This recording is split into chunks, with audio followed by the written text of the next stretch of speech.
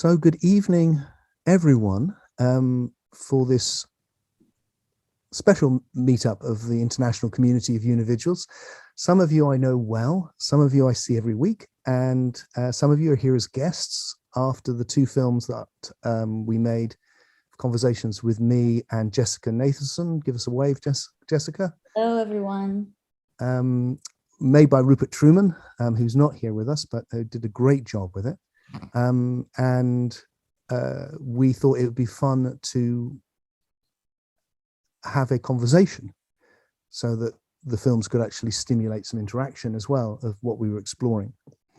So there's a lot of people that have come as guests. So if you've come as a guest, give us a little wave so I can see you. Hi, yay. Yay. Brilliant. Fantastic. So what I think we're going to do tonight is let it be led very much by you. I've got 4 or 5 questions which people have sent in to me by email. Some of them because people can't come and want to watch it later. And so we'll try and cover some of those. But first and foremost, I want us to interact together. I am completely up, and I know Jessica is too, for you pushing me and us with what you want to say. I am perfectly happy with you disagreeing with me, of course. And my aim, one of the things, I want to just say maybe a few things to start us off. And one of the things is, I have had my own experience of Advaita Vedanta was largely very positive. I think Jessica will talk for herself, and I don't think it has been like that, but mine was largely positive. And when I was writing about it, there was only a very short period where I had this kind of no self idea of it. And what it gave birth to in me was a both and approach to awakening to oneness through the self. And that was very early on, and I called it paralogical thinking. And so those that know my earlier work will know that that was what it was all about. So it was very much the same vision, but in an inclusive way, not by a rejection of the self. And a few people have contacted, lots of people have contacted me since we did the film and said, but hey, what about that idea that it's kind of both? And I have no problem with those philosophies at all. It's like I had it myself. However, I do feel that I have changed my own understanding so profoundly that it's interesting to share. And we called the film What's Wrong with NonDual Spirituality, but the truth is, really, it was a vehicle for trying to share some new ideas. That was its main aim, to go, is there a better way that can do justice to these experiences of awakening to oneness? Mm.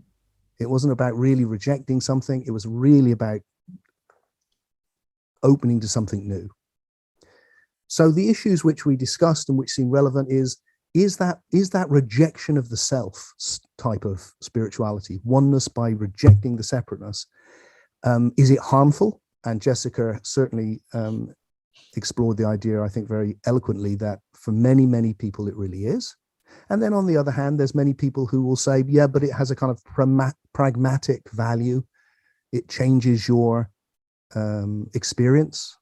It can lead to these other states of awareness, and it works. My own approach with that, which we can explore tonight, is that's true. It will change your experience. It did mine profoundly. That can be very positive. But there is another question beyond its pragmatic use, which is it true? And I think that matters. I think it really matters. Actually, pragmatically, it matters, because if you follow things which aren't true, sooner or later that will become obvious. So, is it true that the self is an illusion? Actually, is that true? And I want to suggest it is not true. Well, it depends what you mean by self and what you mean by illusion. But as they are generally understood, I want to suggest very strongly that the self is not an illusion. It's an individuated aspect of the evolving cosmos, and it's as real as anything else that exists in the cosmos. And then the other question, which we may be able to get into, is it true that consciousness is the ground for everything? And I want to say that is not true. Consciousness is not the ground for everything. It's a misunderstanding of the nature of consciousness. And that's probably been philosophically the biggest shift in my life, from writing many books saying it is the ground to going, I think that's wrong. And I'm happy to try and explain why. And I did that a little bit in the film.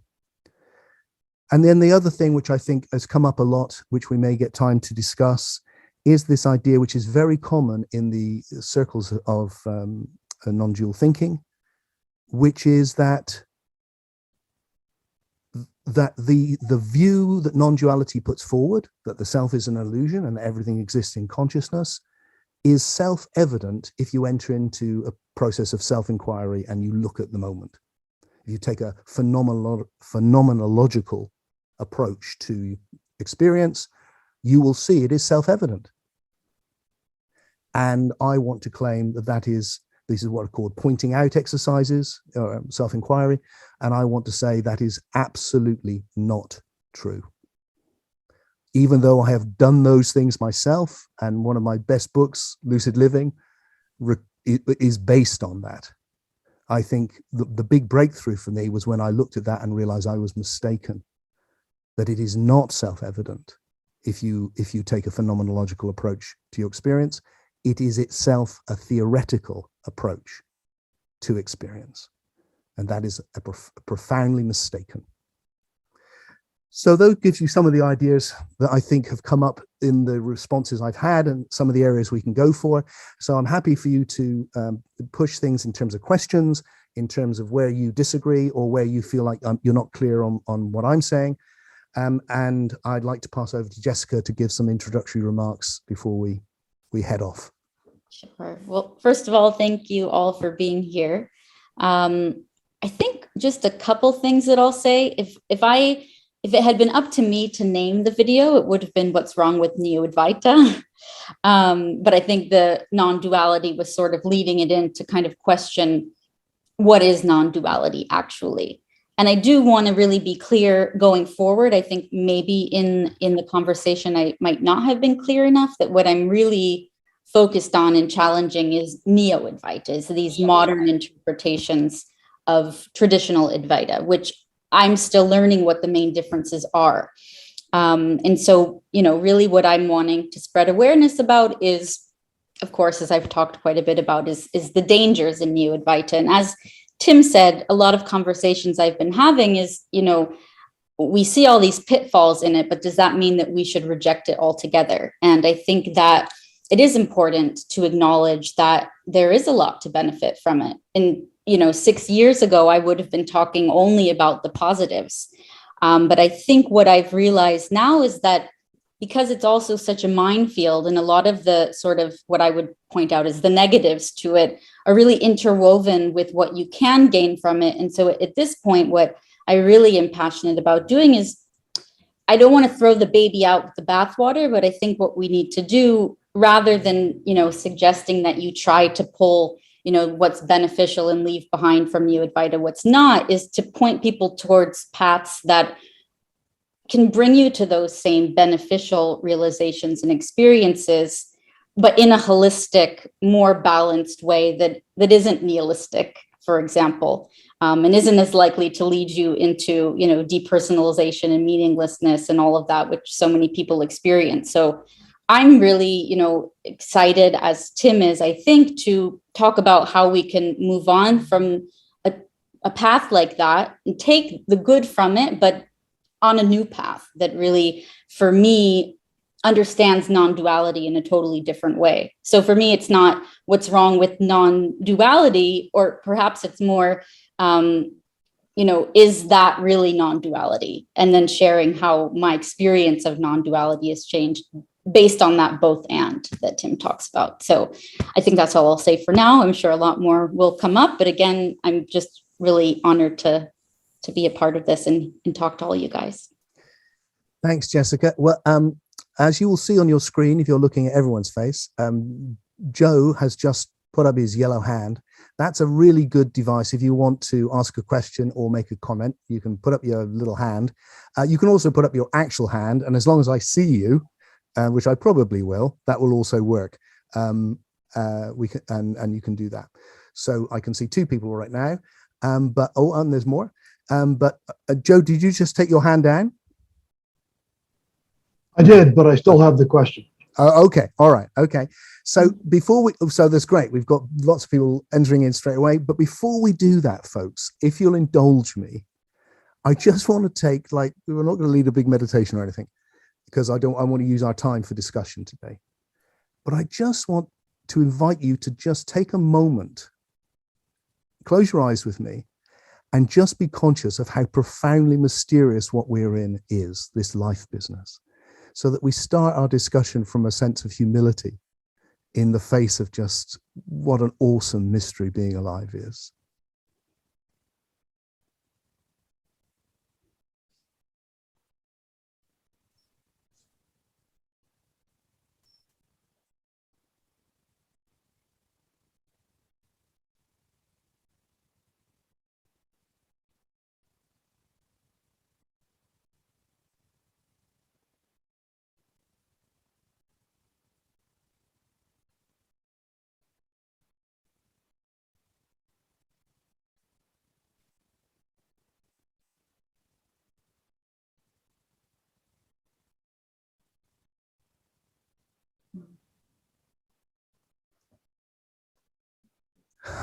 Beautiful. Thanks, folks. It is a big mystery, isn't it? Let's do our best to understand it as best we can. Let's do our best to do our best. And I'm going to start with you, Joe, because you put up your little yellow hand first.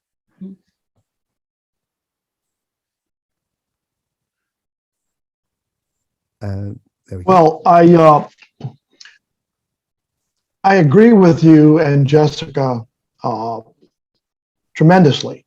And then I asked myself, so what are the pitfalls that we're talking about? And I realized, well, I've never really kind of identified the pitfalls. I have some personal pluses or gains from my explorations in non-duality and whatnot, my little awakenings and whatnot. And it's been great. And I still enjoy non-dual messages and talks and whatnot. So I think my question is, so what's the pitfalls that we're talking about? I think it's important to be kind of specific about that, because we've used some terms that I may or may not understand correctly and whatnot. For me, basically, I was using all of it to escape what I didn't like in life. And it was working. My life was collapsing all around me and everybody hated it. And I was trying my best to get rid of everything I didn't like about my life. Well, it didn't really work, truthfully. And it just so happened I came into a couple of things that started to help me to what I call recover life. So I would just kind of like to hit some of maybe the points that are the negatives, if we would, maybe simplify the talk in that way. Brilliant. Great question. Thanks, Joe. Jessica, do you want to say something about that to kick us off? Yeah. And I think might be helpful to share that when I mention these pitfalls, it's not just from my perspective.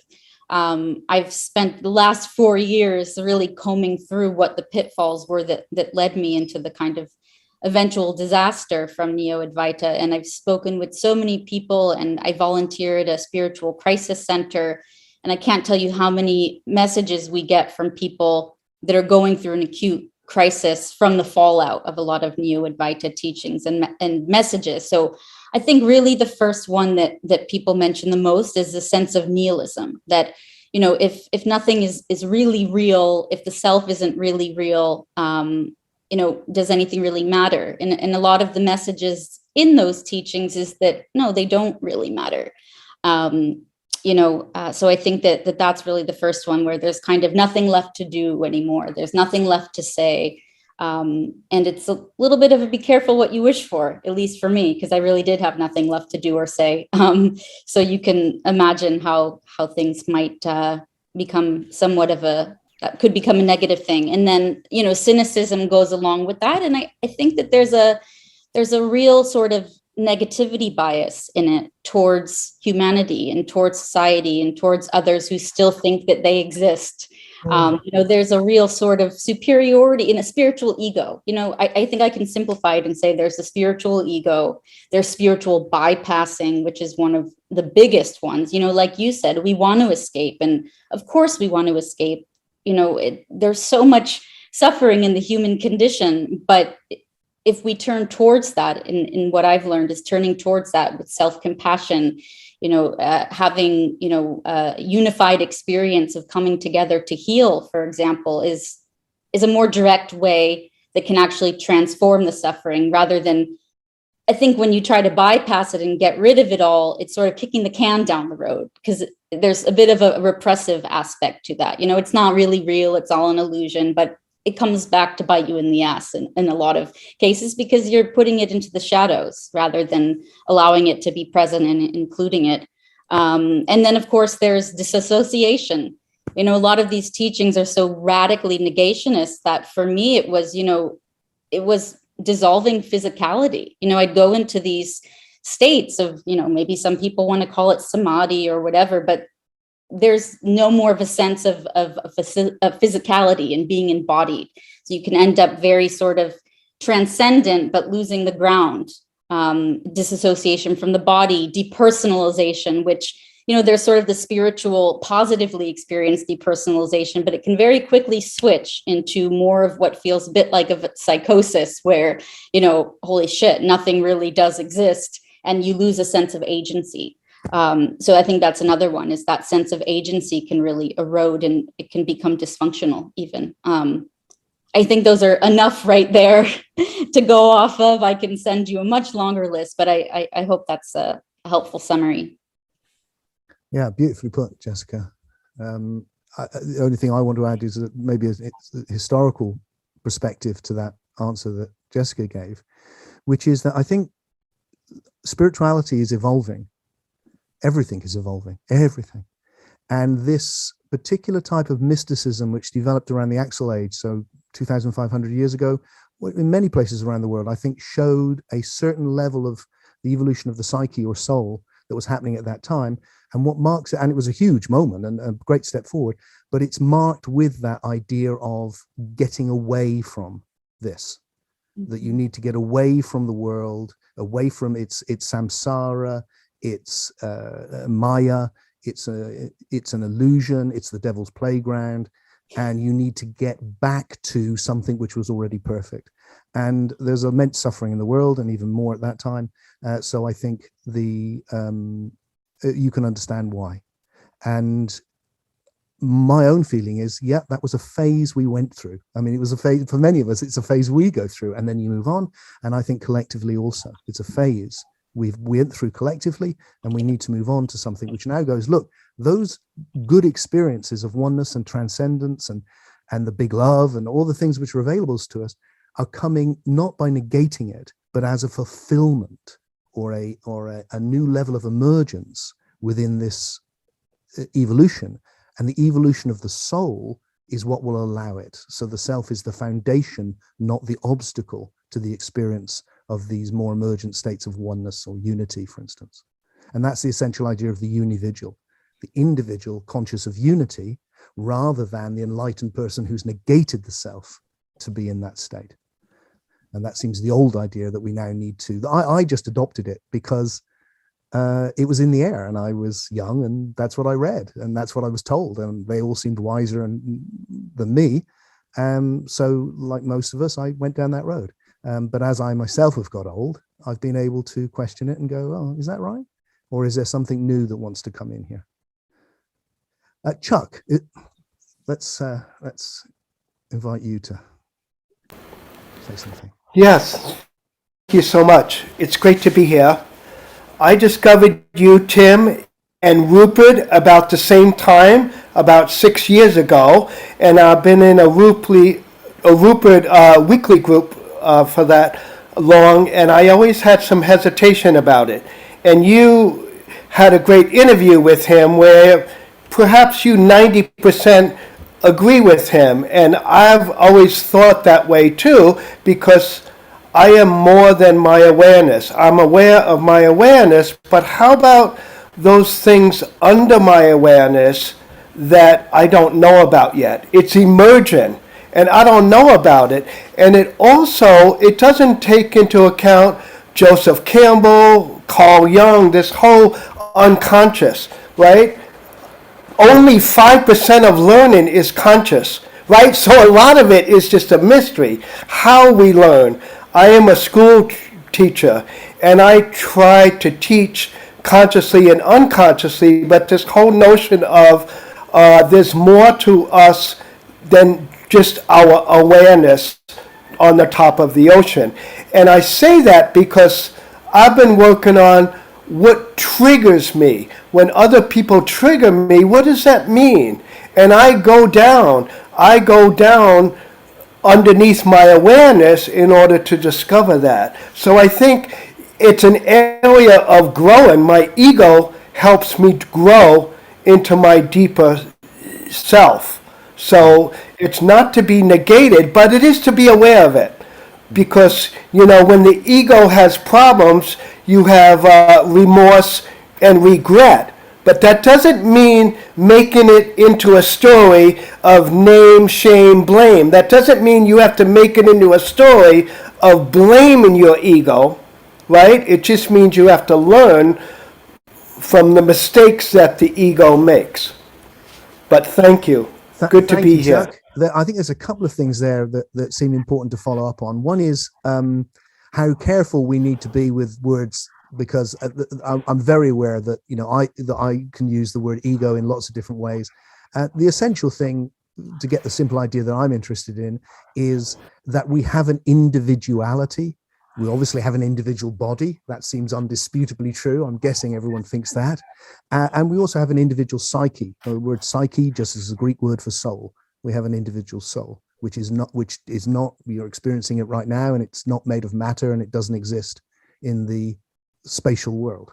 It's another dimension, and we're in it, and we have that individuality.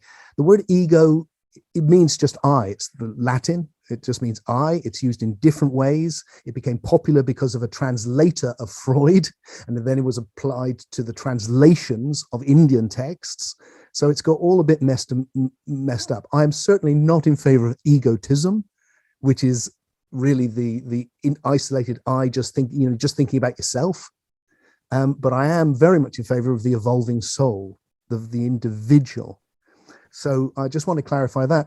And then with the comments about consciousness, this is a bigger discussion, but I'll maybe just touch on it now, which is to say, my own understanding has moved much closer to, say, Carl Jung than to the approach that you find in idealist philosophy or Eastern mysticism, where there's a thing called consciousness or a presence, but there's something which exists and it is consciousness. I think that's a reification. If you don't know the word, it means when you reify something, you're taking something which isn't a thing and turning it into a thing. There is no thing called consciousness. It doesn't exist. What exists is us being conscious of stuff. So it's kind of like we've reified a verb into a noun. And why that's closer to Carl Jung and actually common sense is that really what it's referring to, I think now, is that you are taking in information. You're a biological, psychobiological system. You're taking in information from the world around you and your own thoughts and inner processes. And most of it you are processing unconsciously, and alleluia for that. Even when you're asleep in bed, you're processing the world unconsciously, which is why you wake up when the alarm goes off, because otherwise you wouldn't know it's gone off, would you? You're processing most things unconsciously, and that's a very efficient way to do it. But the secret weapon for human beings is we have evolved, and other animals, but we specifically have evolved this potential to process some of that information in high definition, if you will. So that those things we focus on, those bits of information we focus on internally and externally, we put our attention on, we process that small amount in high definition. And right now, you are probably putting that attention on my words, and you're processing those in high definition, so you're conscious of those. But everything else is fading into unconsciousness. If someone comes shouting in the room behind you, you will leave being conscious of me, and you'll be conscious of them. Wherever you put your attention, you will be conscious of, and the rest will function on a much less distinct level of processing, which is much more efficient on energy, and that is all unconscious. So that consciousness ceases to be a reified thing. It's actually a interaction with the universe. The whole basis of unividualism is that the whole universe is the one in relationship with itself. And so consciousness is a level of that relationship, which is quite different. Jessica, did you want to add anything to that? I don't think so. Okay, let's go to Julian then. Hi, can you Hi. hear me okay? Yes. Thank you for your welcoming introduction. And I think the silence was so lovely because we all have this intent, we're all focused, kind of more or less. And the silence just sort of undoes all the extra energy that we don't need. And I think we all know what I mean by that. But I just want to say a few points. I'll be as quick as I reasonably can, if that's okay. I'm a very humanistic creature, that good old Maslow, Carl Rogers. And so I love both of you and Jessica's emphasis on balance, wholeness, and individuality especially. And I see no problem with separating ego, as is the me that feels it's separate from life, which is what sages seem to mean, before Freud, what they seem to mean by ego, and our genuine character, our genuine who we are-ness. And I think it's unique in everybody. But anyway, I can go on about that. But I think just a few things that we're all kind of probably more or less familiar with critical thinking.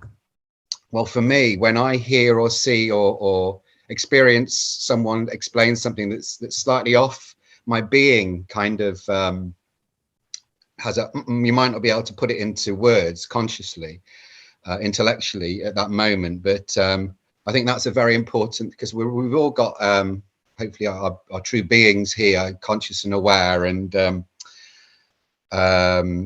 so some of the things that most of the things that you and Jessica both say are true. I mean, are very true for me. Like for example, I think you touched on it with the silence, that the amazingness of being alive right now, the mystery. This is profound. This is as profound as whatever profound is.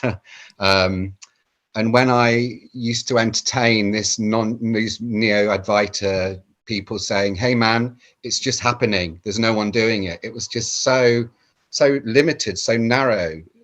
This is we're talking about the wholeness of life here.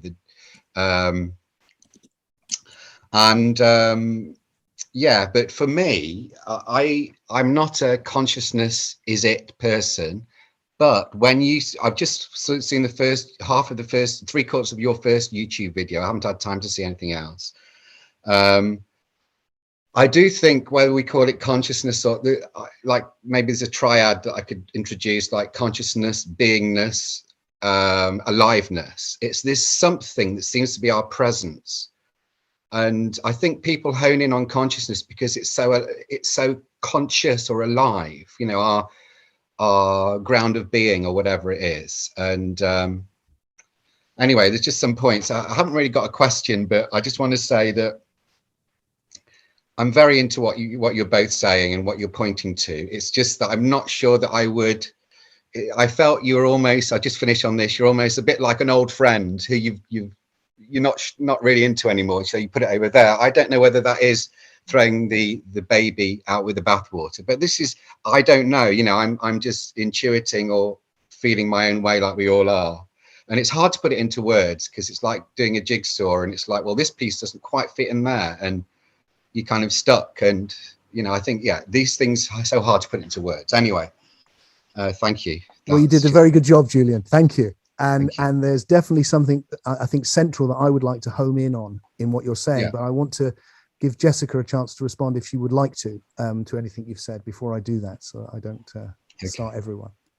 I mean, I think again, it kind of comes back to that whole, is there anything to salvage from Neo-Advaita? And, I said it in the beginning, I think whatever you can salvage from it is already there in other paths and traditions that are more balanced and holistic. So one of the things I was thinking of the other day was, if there's multiple paths to get to a certain vista or destination, and one of them crosses through a minefield and takes casualties, are we going to suggest that someone goes there? Are we going to put a lot of, bright caution tape around that entrance?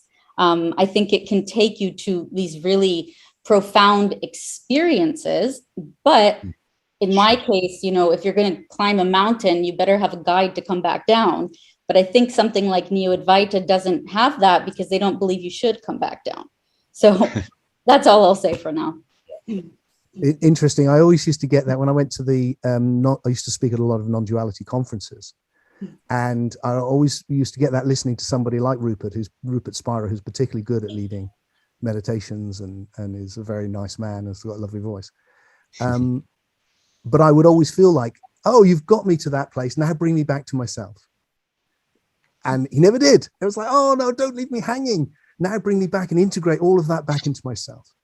And that was the difference. What I want to focus on, Julian, and what you've said, and I'm aware that when I do this, it can sound at first, and not necessarily to you, Julian, but it can sound to people I know, like I'm taking something away, because it can seem like that. Because what I want to say is there is no true self. This idea that there's a true self. There's Tim and then there's a true self. I've completely rejected that now. I think it's the picture that I'm exploring, which feels much clearer, much more elegant, is simply one process of evolution of which everything that has form is forming. And what I'm experiencing, what I used to call my true self, is a more emergent level that Tim can touch some of the time.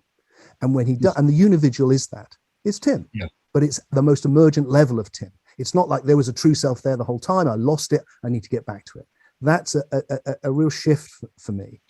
So that I see you as Julian, who can be in this state or that state, or can touch these really emergent states. And when we touch those together in particular, you have those experiences where it feels more real. It's not more real, it's all real, but it feels more real because it's more emergent. It's reaching a new level of the realization of potentiality, and our souls are touching this other level rather than recovering something which is really there and we lost. Okay. Angus. Hi there, Tim. Thanks very much, and thanks very much for holding this dialogue. I really appreciate your openness and your willingness to kind of engage with it. I suppose for me, I'd start by talking a bit about the pre-trance fallacy, which I know you're aware of, that Ken Wilber talks about.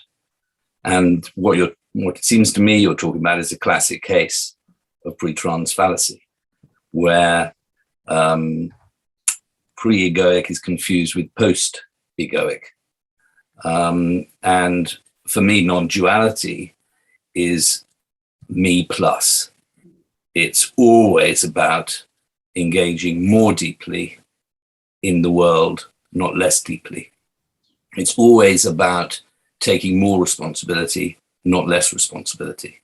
And the idea of a nihilistic position is a misreading of non-duality.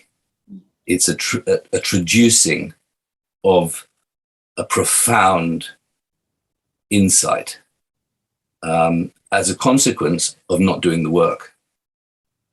And what I mean by doing the work is unpacking my own deeper truth, my own attachment profile, my own the nature of my identity. And my experience has certainly been through that process to a deeper and deeper internal unfolding, to a point of really experiencing an inner calm, an inner peace, a place which I talk about where the sun doesn't set. But that place is all inclusive. It cannot exclude anything, because the second it excludes something, it creates the duality that it seeks to well, it's not seeking, actually, that it's a contradiction in terms. I think of the old wise masters that talk about, I need to be someone before I can be no one. So let's just focus on being someone, and the rest will take care of itself. So I really hear your discussion and your struggle with neo-Advaitism, but the problem is in the neo. And it's a serious problem, because it's vicious, it's reductionistic, it's pathological, and it's deeply troubling. But it's not, I'm not saying you are throwing the baby out with the bathwater, but you're really engaging in this dialogue, which I really welcome. I myself personally have sort of reduced, or maybe not reduced, the wrong word, but poetry is my means of expressing this, because I find, unlike you, my words, I run out. I become so excited by the philosophical engagement that I just lose track with what I'm trying to say, and I'm not able to articulate it, in the way that you do. But I also have some Sufi tradition in me, and we talk about both being someone and being no one, and the intensity of this extraordinary adventure of life, and the beauty and the ecstasy and the love is so much about inclusion. So the idea of something being excluded is an aberration. Beautifully put, Angus. Someone else who claims they struggle with words, who's very eloquent. I love it. Thank you, my friend. A few things that feel like might be relevant, but Jessica, do you want to say anything to the idea of exclusion? I want to second that, because that's kind of the shift where I realized that neo-Advaita is not non-duality, as I understand it. It's extremely dual, it's exclusive, and that non-duality is really of inclusivity. It's a oneness of inclusivity. I appreciate what you've said.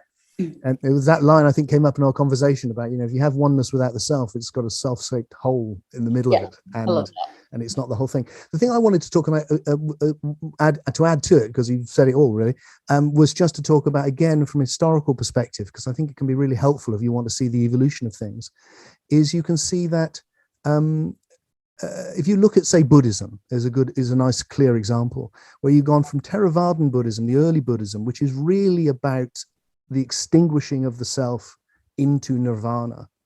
It is about the extinguishing of the self.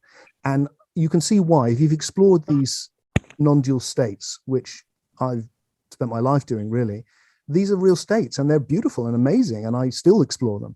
It's just how we understand them that has changed for me. Not the states. In fact, actually, the states get better if you understand them better, I think. But you can see that changing later from the Theravadan to the Mahayana tradition, the greater vehicle, which is when you start getting this movement much more towards compassion and engagement, and the idea of the bodhisattva who chooses to engage from that emptiness. And that's where you can see the evolution happening. So one of the problems we have when we're talking about non-duality is which non-duality we're talking about. And then, of course, now there's neo-Advaita, which is, I think, an attempt to find something which is just so simple and that it's actually simplistic. And so the whole tradition is very rich. And then within each tradition, there's huge numbers of different voices, and they're not all the same. They're saying different things with different nuances. So for us here now, as the great inheritors of all of that, That's where it feels like, okay, so what story can we best tell now? And I think the story that you mentioned with the pre-trans fallacy with Ken is an evolutionary story, and I'm absolutely convinced and indebted to Ken and others that the future understanding we need is evolutionary, and that needs to be the understanding of the evolution of everything, not just the universe, although that's pretty big, but also the nature of the human soul and spirituality itself. And I want to pick up here the question that's come in from Derwin. Derwin, do you want to actually ask that question so everyone can hear your voice? Is that okay to move on? Where are you? I've lost you. You've moved, Angus. I have some more to say, but I mean, I'll Well, you know. Well, do come back then. We'll move through, yes. And then if we have time, I would love to hear more. I really enjoyed hearing your contribution immensely.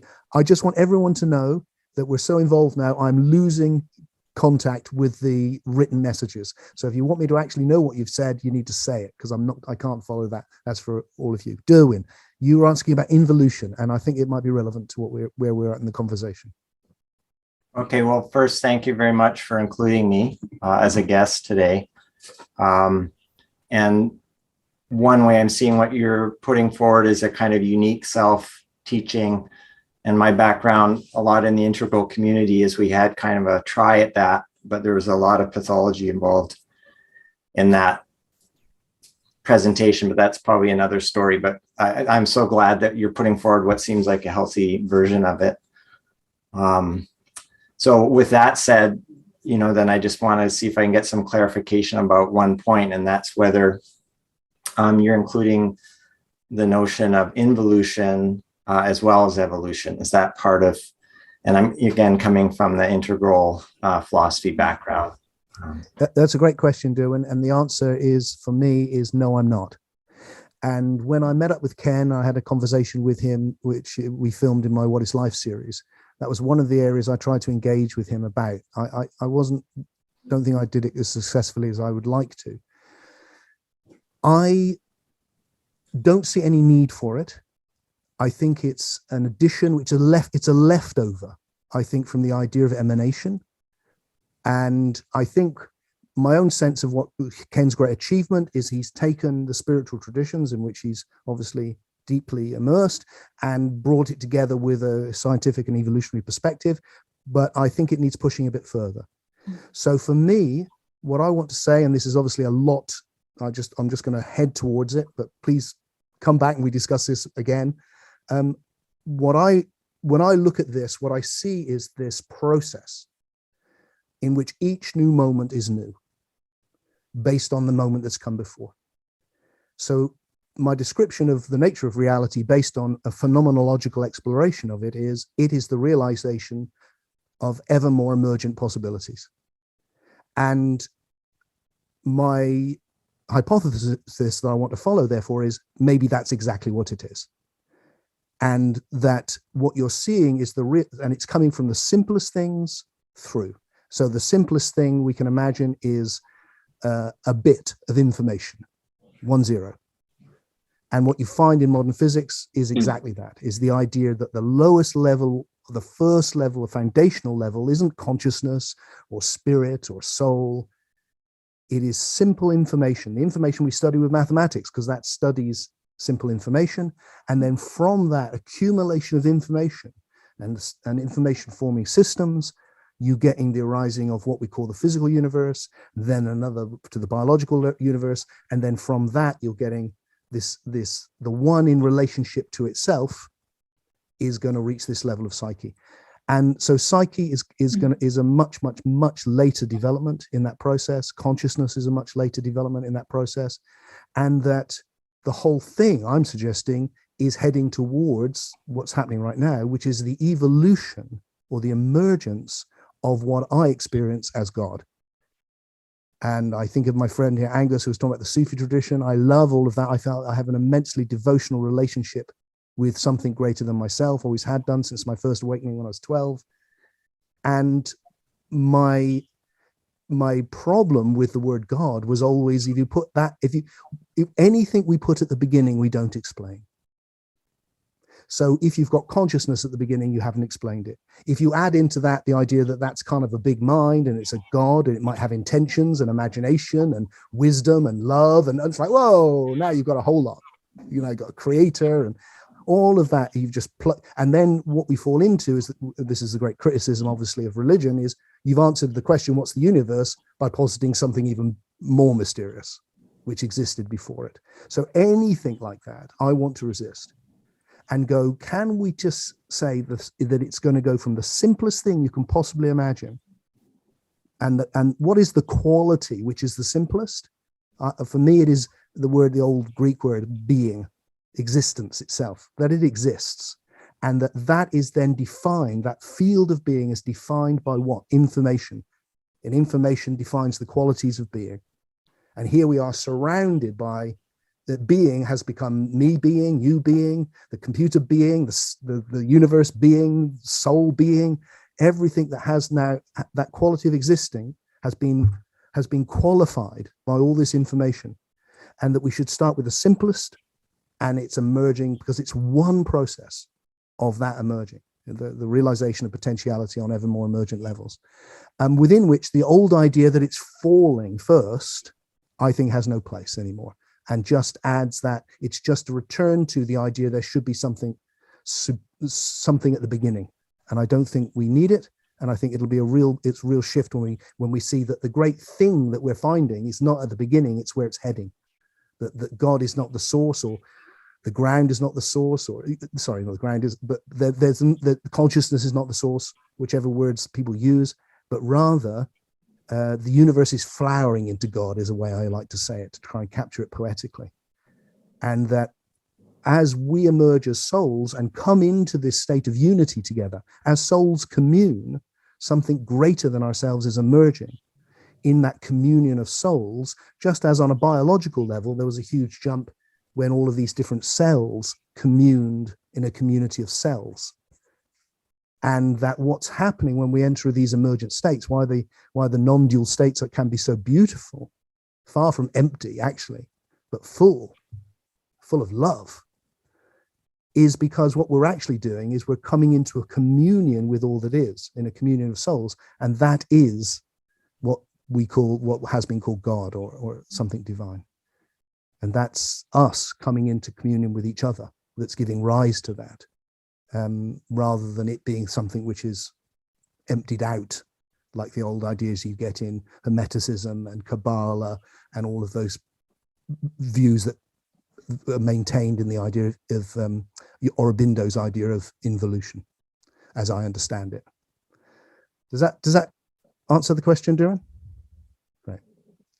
Thank you. Ed. Hi there. Yeah, so I got a couple of questions I was going to raise. The first was more of a point. I sort of rewatched that video by Jill Bolte Taylor, Stroke with Insight or something like that. And so this idea that the brain evolved to these sort of higher states. Well, her experience was she had that stroke, and actually it knocked out part of her brain. And as a result of that, she had these very sort of unitive, loving experiences. And to me, that sort of suggests that maybe it's not quite as simple as we're just evolving towards, because evolution is primarily concerned with us passing on our genes. And so the idea that evolution sort of coincides with our sort of flowering in terms of like human development seems like something you could sort of argue both ways for. The second point was, I got into sort of spirituality. Hey, Ed, let's deal with that one first. And okay, then, yeah, sure. And then let's do the other one. Okay, excellent. Yeah. Jessica, I'm going to just launch in, but if please do just wave at me and say, because I really don't, I want you to contribute as much as you want to. So look, Ed, the evolution is not biological evolution. The thing which started the whole thing off, what Darwin worked on, that's one level, and it works about the continuation of genes. That's just one level. The whole universe has evolved. There were no genes. There was no natural selection in that sense. There's always been three things: the arising of novelty based on the past, and the sustainability of what can fit in to the informational ecology. That's it. So you've got the past, what I call passivity, which conditions the way things are. You've got that throwing up new possibilities, and you've got the things that fit in will continue. And that process in biology is going to be what Darwin studied. But it's happening right now with ideas. We're doing it now. It's throwing up novelty. The ones that really catch will survive for you and for us collectively. And the ones that don't won't. They will pass.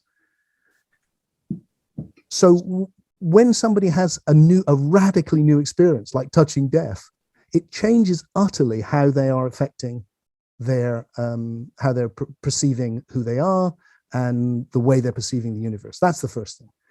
So, any big experience like that will shoot you into a new state of perceiving. A biological shift has all sorts of effects, taking ayahuasca, for instance, or whatever. But the biggest thing I want to say is that, and this is another very big topic, which I won't be able to get into, is when I say it's all evolved, I include within that, and this is what Soul Story, my book, is about, a lot of the ideas of traditional spirituality. So I don't think it's just that the recognition of oneness has evolved. I actually think the soul itself has evolved to be immortal. I think that biology has given rise to something greater than biology. So I think we can make good, rational arguments for understanding near-death experiences like she had, because we're actually touching on something which is there, which most likely we've already experienced before.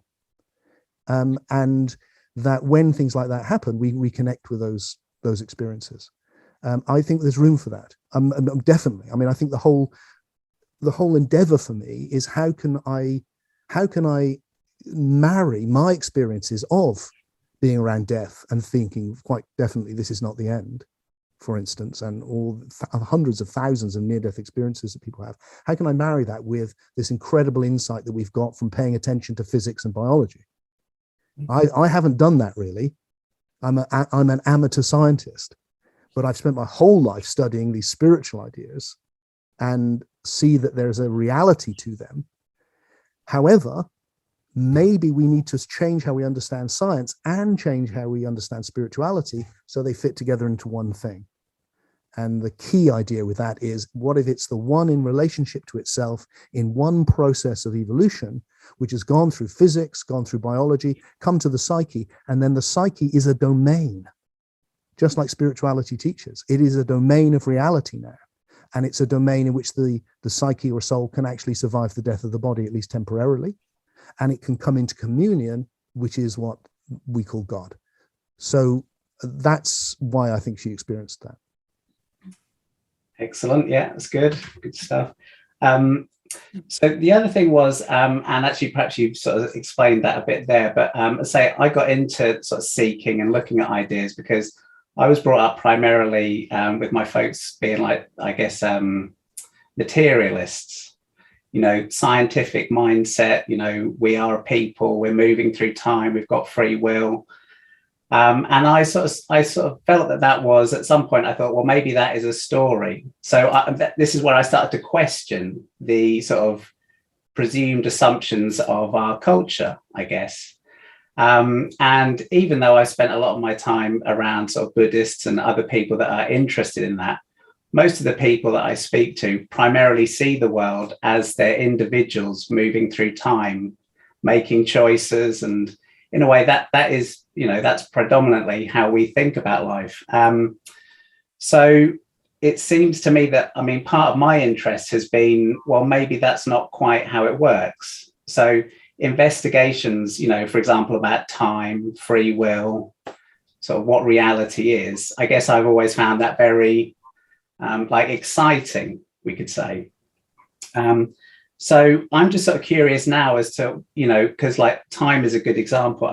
What do you perhaps both think now about the idea of time being an illusion?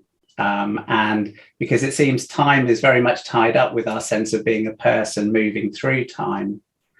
And perhaps the sense of free will and there being a past and the future? Because it seems to me those two are sort of intimately tied up with our propensity to suffer, because we anticipate suffering in the future. So I just wondered perhaps where you are with that sort of now. There's some great questions tonight. Can I say something? Yes, definitely, quickly? Jessica. I just want to say one little thing, and then I'd like you to No, please do speak. But my sense of time, because, you know, in my Neo-Advaita immersion, everything was about, you know, the timeless now, there is no time, etc. But I think it's a both and. I think that we have finite processes that can't be denied, but within, let's say, the infinite. You know, when you say that, you know, I'm born, my body has a finite amount of time that it will be a body, that doesn't necessarily negate that there's infinity, that it's just finite processes within infinity. I think those can go together.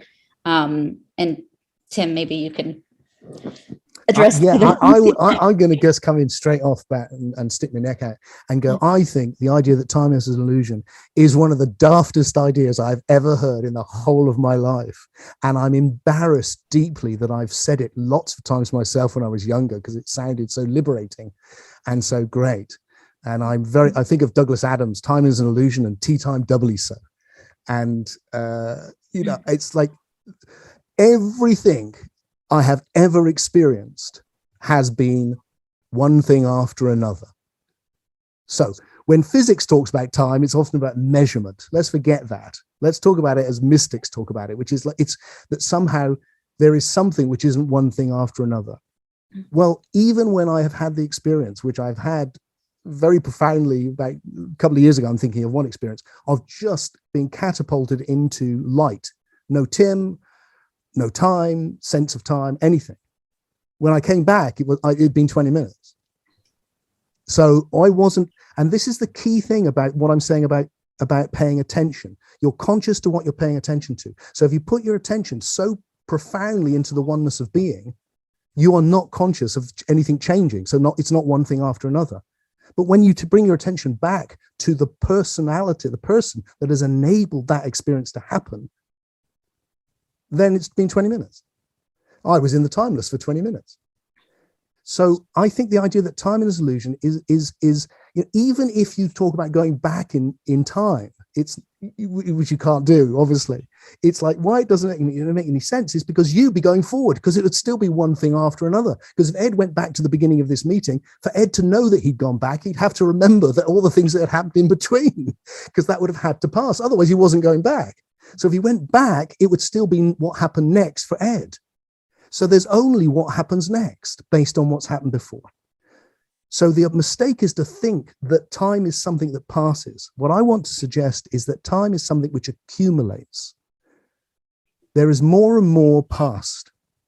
And the past is all the information that has been formed.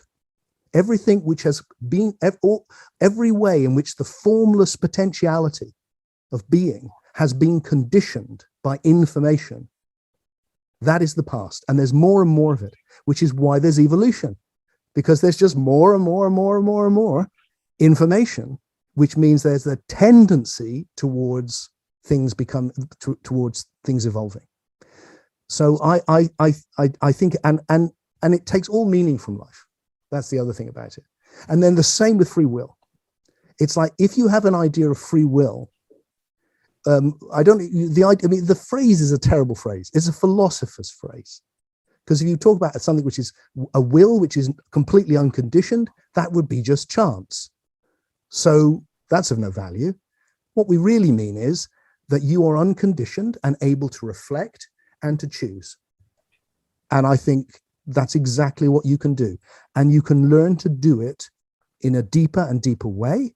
So in that way, your ability to choose, let's forget free will, let's say the ability to make a choice is fundamental to your humanity. And the more you can reflect on your own unconscious processing, the better you can do it. And so the key thing you mentioned, Ed, was you challenged your culture's assumptions. And that's not just reflection. You know, if I reflect, you know, should I put my phone in this hand or this hand? That's a high level, that's an amazing thing that I can do that a lot of animals can't do. But if you go underneath that and go, on what basis am I making that decision? You're engaged now in what I would call foundational reflection. And that's a philosophy, really. That's what philosophy is.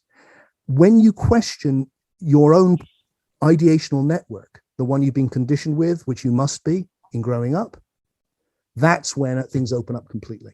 And your ability to choose is now massively enhanced because you've investigated the ideational network, which is doing the choosing, which is the basis on which you're choosing. So I think time is real. And I think choice is one of the most fundamental, important things that you have, and that we have to fight for it because it's not easy to get choice. Can I just sort of respond to that? I mean, Sure. because obviously you've been around these sort of non-dual circles, probably I'm sure longer than I have. So I'm sure the argument would be that to sort of like prove that time exists, you're referring to like the past and your memories and things that have happened to you. Well, let me say this to you, Ed. Yeah. To prove that time doesn't exist, you're having to say a sentence. Yeah. And a sentence must exist in time. Otherwise, you just get... And meaning can only happen in time, because when you reach the end of the sentence, you need to know what was said at the beginning of the sentence before you know what the sentence means. So when you say time is an illusion, you prove that time is not an illusion, because otherwise the sentence with which you're saying it could not possibly make any sense to you. So I think maybe this goes back to, you were going to talk about, this rests on the idea of direct experience, I guess, with time and free will. And the idea is we can't, if we look in our experience, we can find like ideas and things like that, but we can't actually experience time. But all we experience is time, isn't it, Ed? If you look phenomenologically, all you experience is change. We infer time. But do you? Because everything changes. But that's like an inference. Pardon? Our experience of time and things changing is an inference based on memory and what's going on, and our experience as it arises in the present. But what does that even mean? What's happening in the present is only that. I mean, what is this present? It is a process whereby the past is changing into something new. Right. That's what it is. See, I think these things which they claim are pointers to these great realities are actually philosophical statements, which you get infected with, if you like, until you get them. And then you look and you go, oh, yeah. So all that exists is the moment. What is that, though? That all that exists is the moment. The moment I've got this room, but my house exists. Now, but the thing is, Tim, is like 99.9% of people would agree with you. Yes. Everyone would say that time exists. The only people that don't say time exists tend to be people that have spent lots of time meditating and reflecting on their experience. Or people who've got into a certain way of thinking about that. Because, I've spent a lot of time, I almost became a friar, for instance, and in the Christian tradition, you will not find that. Right. It's a particular philosophical strand which you buy into. And it doesn't make any sense, I don't think. Because if all that exists, it's a kind of a presentism. It's the idea that, but the present is only a continuation of the past. Without that, it is not nothing. An idea, though, is it? The idea is it's meant to be just simply what's going on. So and to recognize that your inference of time is itself a sort of an idea overlaid on your present experience. Okay, so what I'm saying about the pointing out exercises is there is nothing which is not an interpretation. The question is it the best interpretation? You cannot get to something which is not an interpretation, because the way in which we perceive is to interpret. That's what it is. You taking information from your neurosensory perception, and then with your ideational network, and you're having to interpret it. Even to just catch a ball is a huge amount of interpretation going on, putting it in a narrative, time, where's it going to end up? All of that. So the question is not, is there a pure connect where you don't interpret? No, that's what in philosophy got called the myth of the given. It's been discredited for 2 or 3 decades. I think there's nothing which is not interpreted. The key thing is what's the best interpretation? And what I'm saying about the Neo-Advaita one is it's a really poor interpretation. It's the interpretation that we get past, most of us, in early infancy. So that, before that, you hide behind and with a baby and you go, peekaboo, and the baby goes, whoa, you just appear from nowhere. And then at a certain age, it goes object permanence. You're still there even when I can't see you. And then the Advaita thing is, let's go back to before object permanence, when all that exists is what you can, is what's happening now. That's all it is. It's a bad interpretation of reality, which is why it can't really doesn't really work. Could I say something quickly? Yeah, please do. Just because my experience in Advaita had a lot to do with the timeless and the, infinite now. Firstly, and Will just asked it in the chat, at this point, I have to say, why do we care? Why does it matter? But I think the experience of timelessness, when you're so immersed in a conversation or you're deeply immersed in the moment, it's amazing to have that deep presence, and that sense of timelessness is wonderful. But if you go too extreme into there is no time, you don't want to lose your sense of time either. I know there was a girl that I stopped being friends with because she never showed up on time. But the point was that she, she always says that I don't want to make a plan or stick to anything because, I just live in the present moment. It can go to that extreme, which Advaita does, where we're too stuck in time we're too unconscious of time. So I'm not really sure how it serves me anymore to even decide whether it does or doesn't exist. That's all. The great questions, Ed. I hope that was of some value. They really are good questions. I just want to add on what Jessica was saying. Look, what I call the field of being has no qualities but being. And the metaphysics that I think is the simplest way to understand this is to take the idea from physics of a field with information and go, look, there's a field of being and it's informed, and that is forming everything. And that is the process, that changing is the process of realization, which is evolution. And if you do that, it's like, okay, so what happens when you pay attention to the formless field of being? And what happens is you can go into an experience of timelessness because it's not changing. And you can start to enter these states which mystics have experienced of nirvana, emptiness, and it's quite extraordinary. And they're real and they're really interesting. And it's what's given rise to this other interpretation. It's just, I don't think it's the best interpretation anymore. But the experiences themselves of timelessness, because your focus is on something which doesn't change in deep meditation, that's an amazing thing. And I would encourage anyone interested to get on out there and experience it. Leon. Hello. Hi.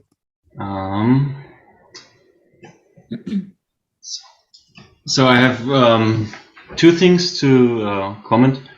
First, I'd like to maybe thank and defend you a little bit, and in the second part I have a question where I sense an inconsistency, and they might be attributed to me not knowing much of your theories, only the two videos that this Q&A is based on.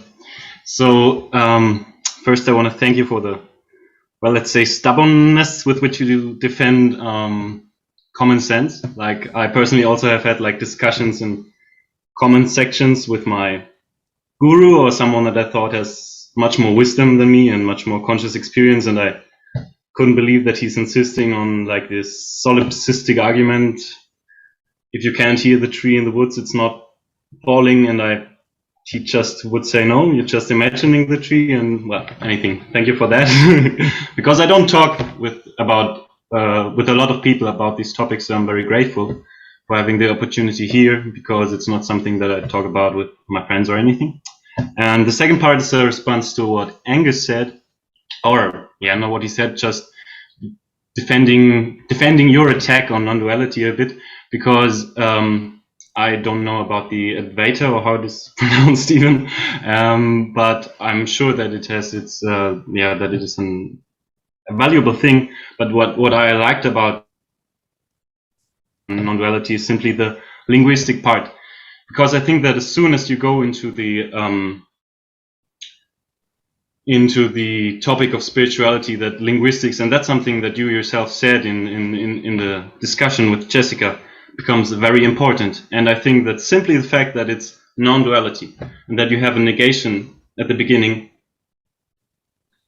takes on an unconscious meaning. Then you go back to the topic in everyday life and ask yourself, is non-duality true? Because it has this negative aspect. For example, there's like the neti method, I think it's called, from India. So you meditate, and for example, I watch my hand, and then I say, this is not my hand. And then I go, wow, it's like, it's true, this is like a human hand, and I'm connected to the human experience and the human having a hand, and I can go on, and then it becomes an alien hand, and it's more universal, and that's great. But as soon as I go back, I cannot. So this is like the entrance, the negating. It's the entrance going out of your circle, and then it's not a way to get back in and to integrate. And thereby it becomes a one-sided coin. So that's just basically empowering what you have hinted at already. But I wanted to make that point why I have a problem with this non, and that I think linguistics becomes very important, even though it seems trivial because it's about the experience. But I think the opposite is the case, and there's also shamanic traditions where language plays a crucial role, and you need to treat it like spells or like magical spells if you touch deep topics. And the second part, where I would have a question for you, actually refers to what Julian has said about you kind of saying not everything is consciousness. I would intuitively agree with that. It makes sense. I agree. Also, maybe you know Julian Jaynes' work, The Origin History of Consciousness. He has a great description, in my opinion, of consciousness, and it's a very narrow description, so that it's not everything. But then on the other hand, I wonder how you say, because what you put against non-duality is unividualism. And you said we're individuals becoming conscious of unity. And now you have to become conscious of the unity. So you're referring to an experience, a conscious experience of unity. And maybe you could define that for me a little bit, because I see like you can either become conscious of unity in a direct experience where you like your boundaries dissolute and you have like this direct ego death, very intense, and you kind of merge with the environment, and that happens consciously. But in that moment, for you, kind of everything is consciousness, I would state. And then on the other hand, you could, if you take consciousness to be more conceptual, it's more about similarities, nearly like Plato's ideas. Like I went into the cinema and watched a movie about rivers. It was 2 hours straight of showing different rivers, and all these images triggered in me the idea of unity. And I was conscious of that idea. And with that, I went out into the world and I could experience it with unity. And for me, the latter is kind of more the better way to think about. But I would like to know what you think about it, because yes, the conscious direct experience of unity. Yeah. No, yes. I hear you. Beautiful question. So the way I see it now, Leon, is kind of quite simple, really. So I'm conscious of whatever I put my attention on, and to the degree that I focus on it, I'm unconscious of everything else. So it's not that I need to dissolve my boundaries or an ego death or anything. It's just that if I pay attention to the universe in a particular way, I experience it in that way.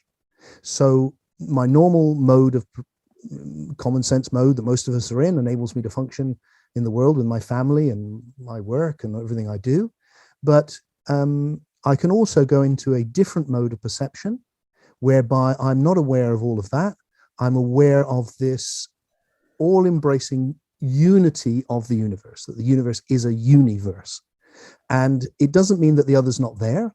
And if I want to pay attention to it, it's all still there. Tim still has skin and boundaries and all the rest of it. It's just my attention is now on the place where, this is all one thing and I am it. And so it is arising, it's individuated as Tim, and now Tim is aware that it's all one thing, which is individuated as Tim, because everything is that oneness, everything is that oneness in relationship with itself in different forms. And you can experience that unity in loads of different ways. I love the ways that you've described it. You can disappear into meditation and medication as well, but meditation and experience it. Medication does work quite well. And you can do it while you're, walking around in a field. You can do it when you're in love with somebody and you just merge with each other. There's a million ways. One of the ways that I do it with people, I run these retreats, have done for years. We've got one coming up here in Glastonbury in September, and then at New Year, where we do lots of things, but the fundamental thing that I found the most powerful to get people to directly experience this transcendent oneness and especially feel it as the love is just to sit and gaze in each other's eyes. And I will get people, lots of people here have done it with me, and I'll just say, we'll set up a beautiful environment, use music because that's magic, because it's very high emergent form music, and get people looking at each other for like 3 minutes, and then look at somebody else for 3 minutes, and then somebody else, and then somebody else. And when you've done that for like an hour, the top of your head just and you're just suddenly like the level of beauty that you're seeing and the sense of communion and this all-embracing oneness, that you are the one in connection with itself, and you have just connected with yourself via another human being. By looking in your eyes, I can see the one is meeting the one, and it's very, very powerful. So that's my favorite way of doing it, although I do like the sound of your rivers as well. Could I say Well, you did the same thing with eyes, right? Yeah, exactly right. Jessica.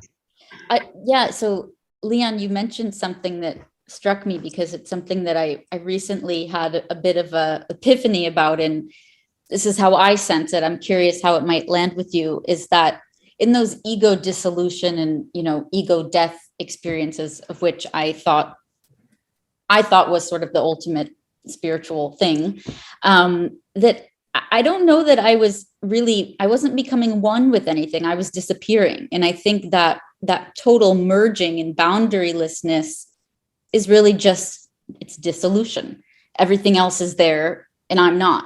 And so what I like, and you also mentioned linguistics, which is awesome, that I really love unity instead of oneness, because in unity, there's that sense of relationship and relating as the one as two.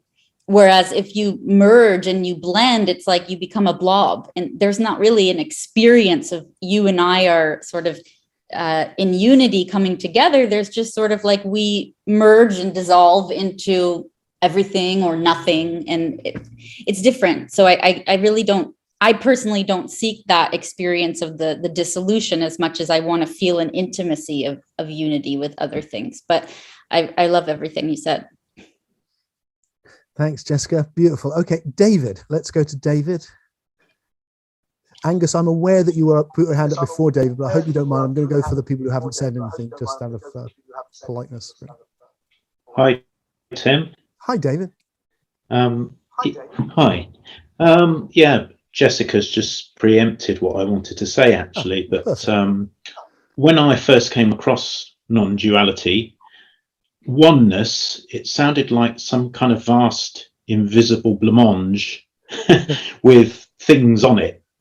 And I wonder if a better word would be a word like family or forest, because a family is an intangible thing, but you can't have it without the members and the relationships of the individual members of the family. And you could never know family without the family members. And the same with like a word like forest, that you can have an overview of a forest, but you can't have a forest without the trees and all the parts that make up the forest. So I kind of like that way of looking at things. What I love about non-duality is that ability to stand back, like go fly above the forest, if you like, to see the wholeness of it. But it doesn't kind of negate, when you come right back in, it doesn't negate the individual parts of it. And I think a problem is that people are suffering and looking for peace. So they hear a word like oneness, and it sounds as though, this could be an answer to my problems, but it just sets up other problems, because you're trying to get away from something rather than participate in something.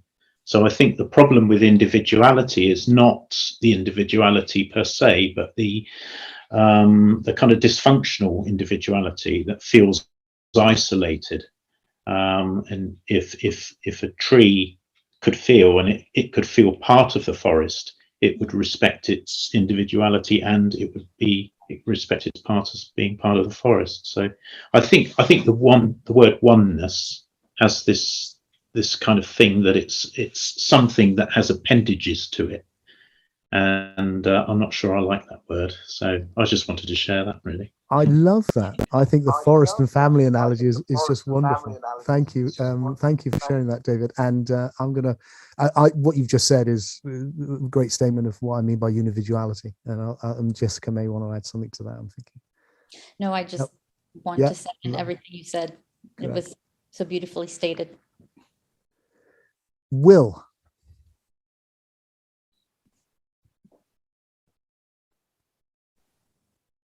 Right. It helps if I'm unmuted. It does. I was just thinking about what you were saying before about everybody sat in a room and looking at one another for 3 minutes solid and feeling an overwhelming sensation of love. Would that work if you got a lot of extremely prejudiced people who hate one another together in a room and got them to stare at one another for 3 minutes? Would the hatred evaporate? Or am I on the wrong track here? This is not a criticism of what you said. I'm just wondering I think how it's it works. God, it's such a deep question. And I I would absolutely love to know the answer. Here's what I think is definitely true, is it's not in the gazing, because gazing can be really violent. You know, gazing can be, who the fuck are you looking at? And the reason we often don't connect with our eyes is because it can be so aggressive. So it's the intentionality. It's the state you're in, the state of the psyche when it does it. However, my intuition, and it's no more than that, Will, would be that if I could take this into somewhere where that might be true, let's say a prison, for example, I think if it was set up in the right way, people would melt into each other just the same. That is what I think would happen. Whether that would be the case, or whether occasionally it might break out into aggression, that's probably true too. How do you, excuse me for interrupting. No, how do you, I don't know the best way to phrase this. How do you marry up the truth of this universal love with anger and hatred and all those negative emotions that are, you know, part of the world every day, every time we turn the news on? There's lots of areas in the world where people, and in individual situations, where people are not feeling any love at all. So how do you marry up the idea of the universe being so full me, of love? This is why probably the biggest reason I've ended up with an evolutionary understanding of spirituality is because it answers that question for me, and it answers it really well. It's because, you know, if it's already, there's this big loving thing, and it's like, well, why this mess then? Why this is the classic question of why evil? If God is all powerful and all loving, why evil? Well, for me, the answer is, well, it's moving towards that. So the expansion of love is what we're seeing, but expansion from where? Well, where we've been. And I think we need to understand what I call temporal depth. We need to understand history. And if you see that, you can see that how far humanity's come, because most of history is small groups of human beings pirating each other violently. And there's two things which follow from that. One is that there's an immense sense of cooperation within the group, because every organism needs to have coherence inside of it, and the same with human groups. They need to be coherent, and therefore we have these ideas of kindness and do unto others and all this. But on the outside, we're predatory, because that's what works. So that's our background, and I think that we're still working with that, but we've come a long way. There's a question here from Gareth, which I'm not going to go into because we haven't got time. Sorry, Gareth, but the essence of it is, look, we're overrun. He likes the stuff. And then he's like, we're overrun by individualism now. Surely what we need is this sense of unity, which I agree with. But what I actually think is happening is not that. It's not like we've suddenly become individuals. It's that the I and the me and the we have been evolving together the whole way through.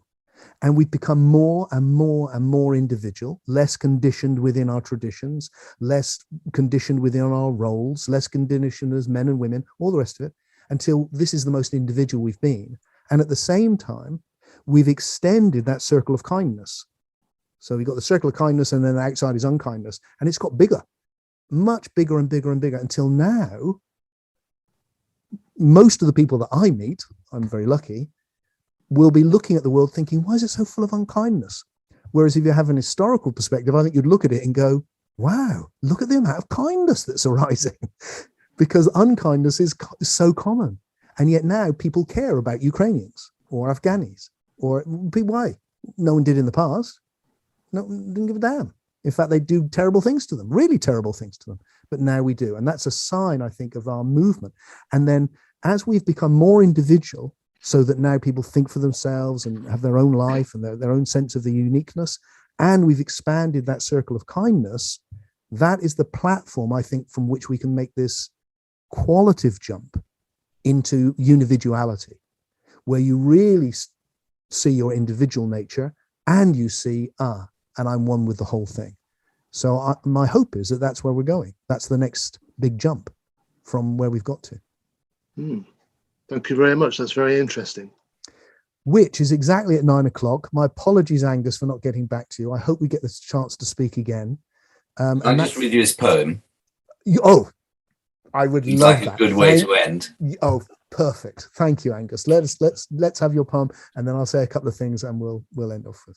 No, actually, Angus, let me say the practical things, and then let's have your poem, because I think that would be nicer. The practical things are very quick. I just want to say what a delight it is to have seen some guests here tonight at the ICU. The ICU is a gag, really. It's because I do this gazing. So it's like the international community of UNIVIDUALS, the ICU. It was too much fun because I see you. It's a small group of explorers, lovely people from all over the world, all sorts. We're all a bit oddballs. If you would like to stay a guest and come again next Sunday, come. Eventually, I ask that people make a contribution, but it's whatever the contribution you want to make. And that it's a monthly contribution. Some people it's a lot, some people it's a little. And that's it. But for now, you're very welcome to come as a guest. We have questions where we discuss things like this once a month. We have a session where I explore the new ideas I'm working on. So you have to understand they'll be half-baked. I'm trying them out with you to see if they work, and I can revise them, and I may not be saying them as well as I would hope to yet. We have a awakening session where we'll do meditations together, and we'll do some online gazing, and we look at what is it to actually shift the psyche so that we experience these unividual states. And we have a community meetup where I don't turn up, where people can chat with each other without me mouthing off the whole time. Which is a jolly good idea. And if you want to find out any information about that, you can contact my PA, Jessica, a different Jessica, to the wonderful, beautiful Jessica who's been speaking tonight. My comment is to say thank you for showing up. And I hope some of this new way of understanding a very deep experience and how we negotiate these levels of life has been of value. Jessica, would you like to say something as well to... That's a very silent thank you, I think, and a little... Sorry, just thank you from the bottom of my heart and being a part of such an important conversation. And I hope that some of you will join the ICU, which is not the intensive care unit, though I do find that funny. International community of UNIVIDUALS. I hope to be gazing with some of you newcomers shortly. And if you want to come, we have people from all over the world. Jessica came over from Israel just the other time. Everyone who's traveled has always been very glad they did. It is, I think I can say, hand on heart, and I try to be as honest as I possibly can. It is a life-changing experience. It is a utterly, utterly beautiful thing to experience. And so come over to Glastonbury in September and see for yourself, because ultimately, the philosophy has to serve the experience. With which, Angus, I would be delighted if you'd share some words of a different nature with us. Thank you, Tim, and really appreciate your time and the way you've undertaken this. I'm keen to find out where we differ, because I always think where we differ is where we can grow. But that's for another time. For now, we'll just be left with the uncut grass. Despite the cultured cloister and the fellows' private gardens, in truth, no one knows anything here. It's all a great collective story. Hold to the possibility that a peace beyond all understanding lies in the uncut grass. Beautiful. Thank you. So we started with a mystery. How lovely that Angus has left us ending with the mystery. Get this, if you're not on the view where you can see everyone's face, please change your Zoom so you can see everyone's face. And just to end as we began as well, let's just take a moment and look around and allow the possibility that as you look at these faces, the one is connecting with itself through being this particular beautiful individual.